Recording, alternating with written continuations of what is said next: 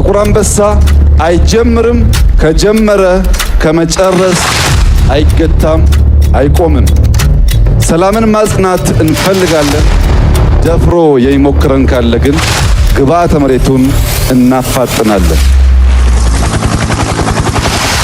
አንድ ሀገር ከሚያቆማት ምሰሶዎች መካከል አንደኛው የኢኮኖሚ ለውጥ ነው። ይህ እድገት በወታደራዊ አቅም መጠናከር አለበት። አሁን ቅድም እንዳየነው አጥፍተው የሚጠፉ ድሮኖች በከፍተኛ ቁጥር እያመረትን እንገኛለን።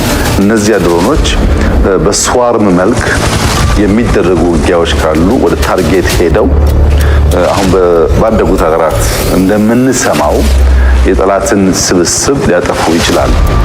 አንደኛ ያየነው ሱሳይድ የሚያደርጉ ራሳቸውን አጥፍተው ታርጌት የሚያጠፉ ዩኤቪዎች ናቸው።